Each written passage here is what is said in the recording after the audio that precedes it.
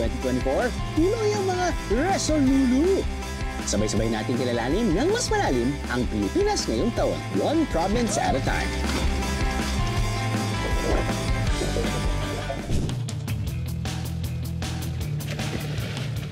Simulan natin dito kung saan matitikman ang kakaibang pagkain tulad ito. Ay, kulubot. May pagkamaitim pala. Ay, mahaba. Pero meron din palang maliit. Ano kaya ito? Meron pa mga seafood na parang nag-ayos pa para sa atin? Naka-lipstick at may blush pa?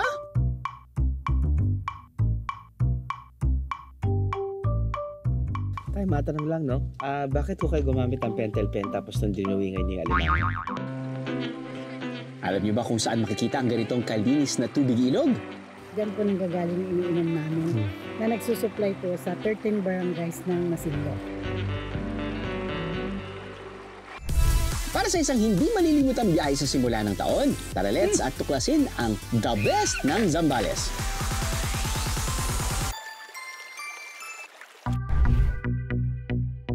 Ang mga natatagong ganda ng Zambales, unti-unti nang nare-reveal at nakikilala.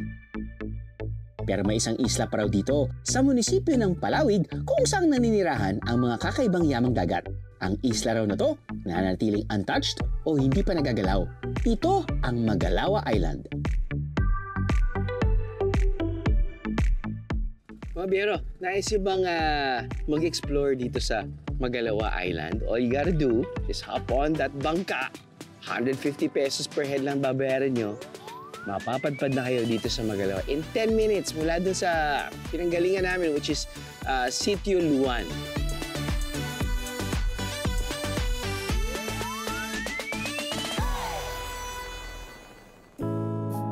Bukod sa makapigil hiningang ganda ng isla, ang isa pang pang-akit ng lugar na ito ay ang mga makukulay na nakatatakam na lamang dagat. Alimango na may blush on? Eh yung parang nagpa-nail extensions pa nga? Mukhang nag-abala pa ang mga seafood na ito sa pagdating natin, ha? Tay, matanong lang, no?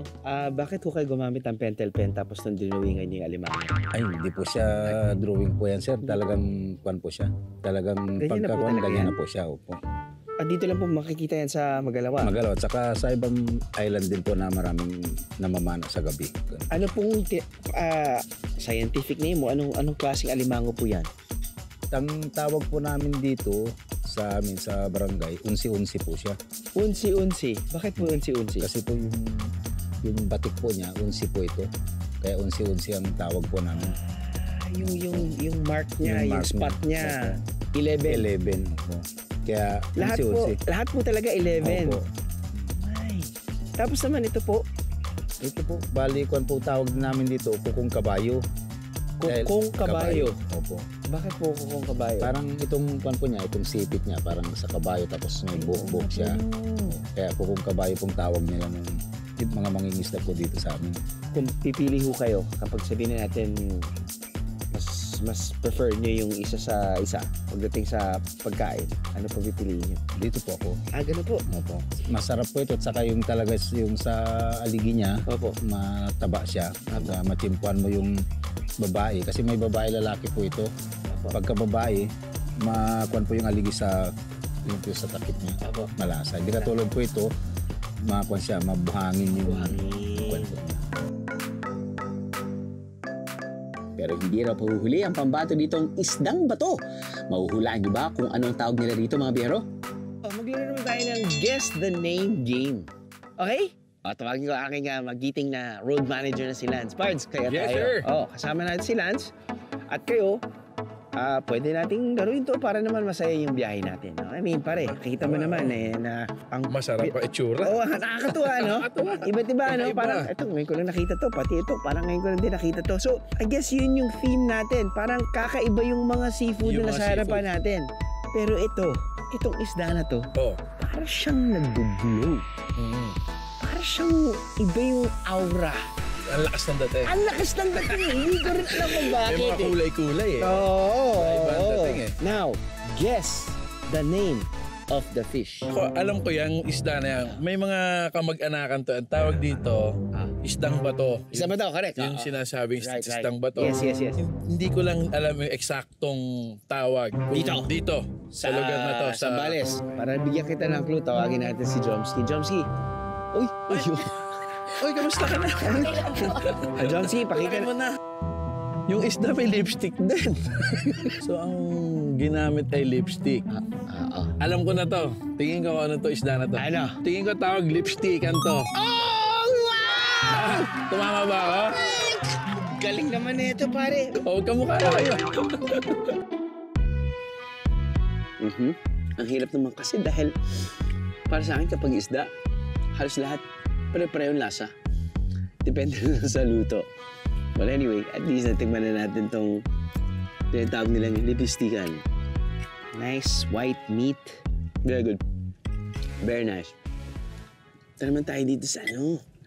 Very curious. Very, very curious. Sabi ni Tatang, mas gusto niya yung 11-11 kapag nakaluto. Dahil medyo mabuhangin daw yung kukong kabayo.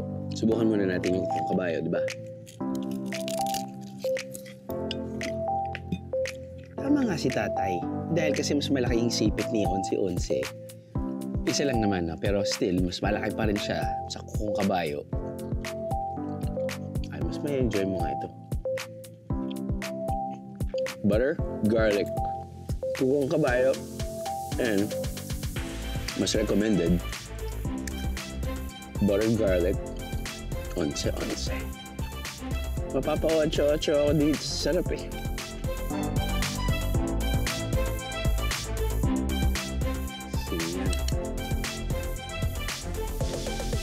Sod.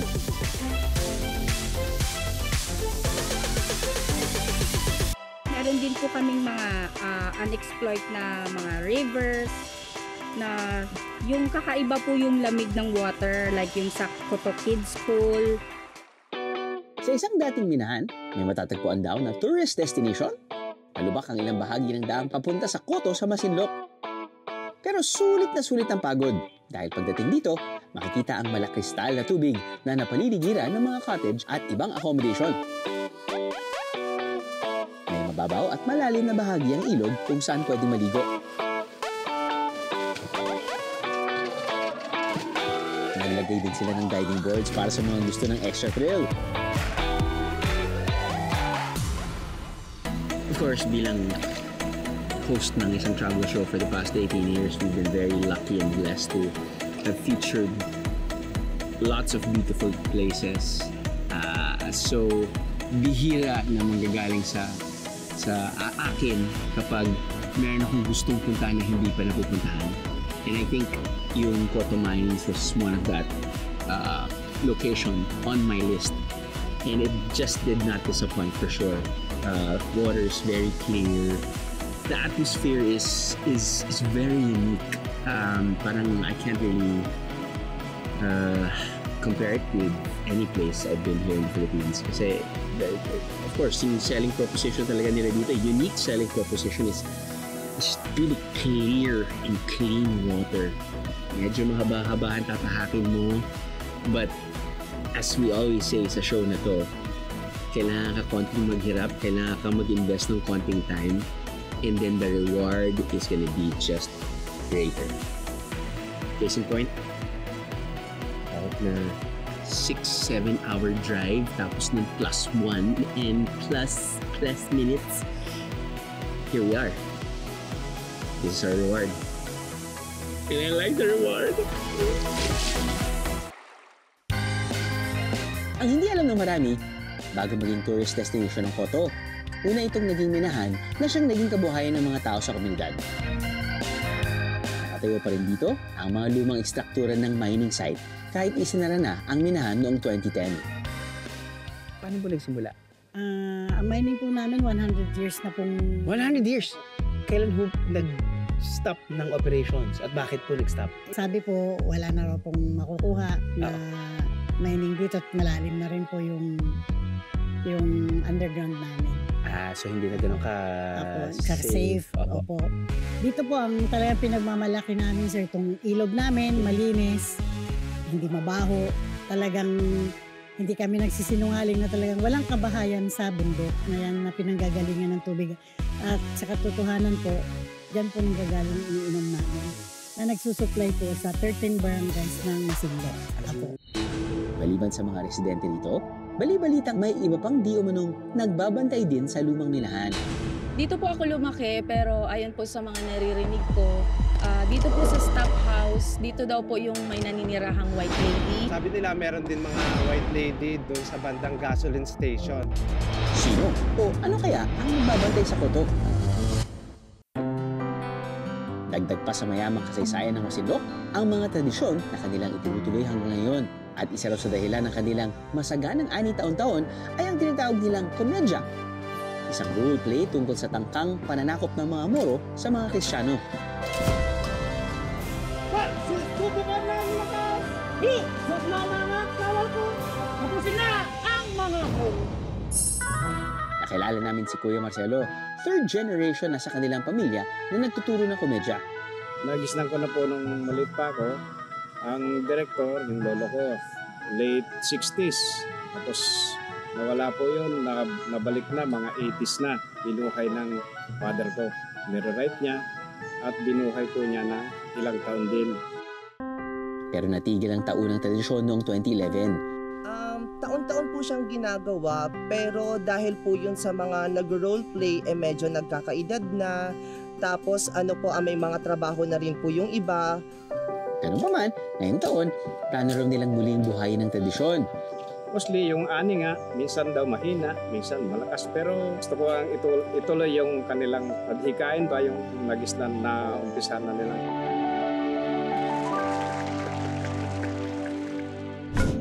Kung ang iba, kinalakhan ng mga larong kalye tulad ng patintero at tumbang preso, dito sa Masinloc, may isang larong pinauso ang mga batang 90s. Bali kasi yung papay po is, yun yung nilalaro ng mga bata pag naliligo ng ilog. Bali kasi pag naliligo sila ng ilog, naghahanap sila ng mga bato-bato. Pag nakakita sila ng bato na bilog, kumalat din yun na nilalaro na ng mga kabataan. Sa larong papay, may dalawang bato ang kada player. Isang flat na bato na gagamitin para tirahin o tamaan ng bilog na bato. Ang goal ng players ay tamaan ang kanilang bilog na bato hanggang makapasok ito sa bilog na guhit at ma-shoot sa butas.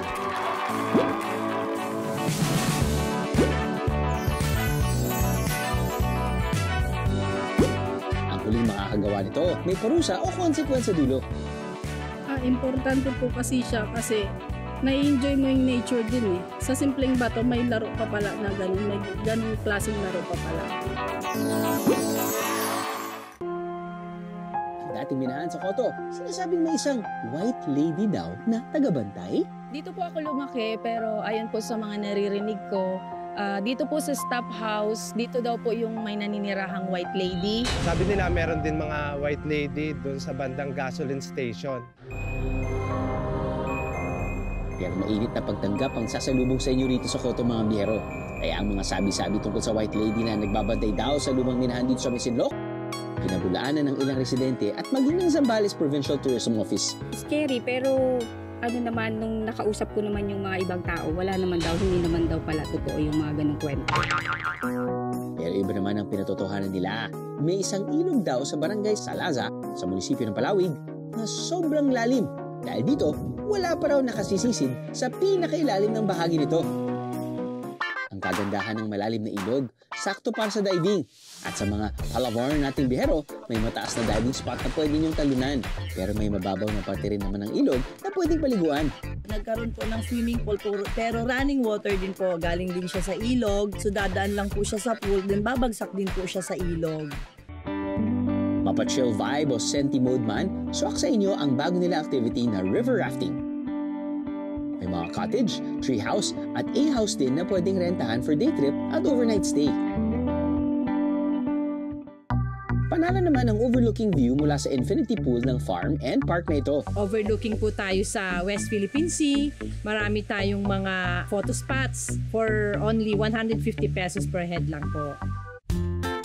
May iba't ibang swimming pools, alfresco dining area, at malawak na garden na perfect na selfie at roofy spot niyong magbeshi. Meron tayong accommodation for couple rooms, family room. Then meron tayong mga villas pang malalaking group. Hindi lang ganda ng lugar ang bubusog sa mga mata nyo, pero pati ang inyong tiyan matutuwa sa panghimagas nila dito gaya ng tinupak. Pero ano nga ba tong tinupak? Sir, pwede po bang ano? Ay, papatikim ng po. Ano ba, sir? Kahit diabetic ako, Kaya ako rin sabay na tayo. dito ka. Nakuha-team niyo, gusto mo eh. Oo nga. Kaya lang makitsyan mo dahil sa mga ganito eh. Very dense. Mabigat. Bawat piraso. Very compact. So parang alam mo mabigat sa tiyan. Ha? Okay siya bro ha? Oo. Hindi lang tourist spots ang nakamamangha sa Zambales. May magic pala dito. Ang ice cream vendor na si Jerome. Siya ay part-time clown at magician. Hooray! Ano ang mas proud ka? Yung magic tricks mo o yung ice cream na binibenta mo? Same po, ipagsasabay ko siya. Ano yung ice cream na binibenta mo? Ayan sir, yan. Okay. Magandang tanong yan sir. Ito sir, pagmamalaki ko to sir, gagawa po to sa Palawig. Pero dinideliver lang po dito sa Masinloc. Okay, pwede ba mapanood ang special performance mo bilang magikero? Magician? Oo. Okay lang ba? Gusto niyo ba sir, sample ko sa inyo o sample natin sa iba? Magtatawag na ako kasi syempre mas maganda kapag may audience, pati at least sakto. Yes sir. Bibili kami ng produkto mo. Okay. Sige sir, dahil nag-request kayo ng magic, papakitaan natin si ma'am ng magic. Meron akong tali. Okay. Color red. Color red, yes. Ma'am, pwede mo lumapit po sa akin ng konti. Yan ma'am, yuko ka na lang yuko mo ng konti pasay. Ganyan, ganyan. Yan eh. Di ma'am, huwag kang gagalaw masyado ma'am ha. Kasi kukunin ko lang po yung tali. At ilalagay ko po sa tenga mo ma'am. Okay. Yan, pero wala po akong hawak. Ngayon kukunin ko na po yung tali ma'am sa kamay, sa tenga nyo. In 5, 4, 3, 2, 1. Okay, ito na po siya. Ayan. Yan, simple tricks lang po yun, sir. Bibili na kami ng dalawa, pero bibili kami ng apat. Apat? Ano Kapag ba meron sir? pang isa, kapag meron pang isang magic trick. Okay, ano po bang meron ako dito? Okay, meron po ako dito ang kadalasan nilalaro ng mga bata. Napupulot ko lang to sa kalsada minsan. Ayan, sir. Ayan, ma'am, meron akong pogs. Wala pong preno yun, sir. Nakalimutan ko sabihin. Nakalimutan kong sabihin sa kanya, wala palang preno yun. Magic na po po yung ice cream ko kasama ni Sir Drew. Okay ka lang, sir? Na-magic din ko yung sana eh, pero ako yung na-magic. Ako yung na-magic, sir? Oo. Nagulat ako, bigla po yung nawala, parang na-magic din. Ayun. Wala lang, parang gusto ko lang i-return yung favor. Ah, ganun po ba yun? Yes, sir. Sige. Ako na, sir. Kakan na po ito, sir. Baka mawala pa. Wala. O sige, salamat kuya. Thank you po, thank you po, thank you. Ingat. Kulubo. May pagkamaitim pala. Ay, mahaba. Pero meron din palang kalikid. Ano kaya ito? Hep hep, it's not what you think, Bieros. Ang tawag sa seafood na ito ay pamislat. At manghuhuli tayo niyan for today's video. Mga biyera, nandito tayo ngayon sa Masinloc Municipal Fish Port. Si Kuya Philip, mag-usapan po natin kung paano kayo nanguhuli o nang-harvest ng pamislat. Alis kami ng alas 8 ng umaga. Oo. Tapos na-type kami yan, mga 8:30 ganun. Hanap kami ng pamislat. Pag may hinuhukay namin sa buhangin. Ah, naghuhukay pa talaga sa buhangin. Kasi may dalawang mata. Pag nakita namin, hukay namin yun. Simula na ang paghanap para sa pamislat.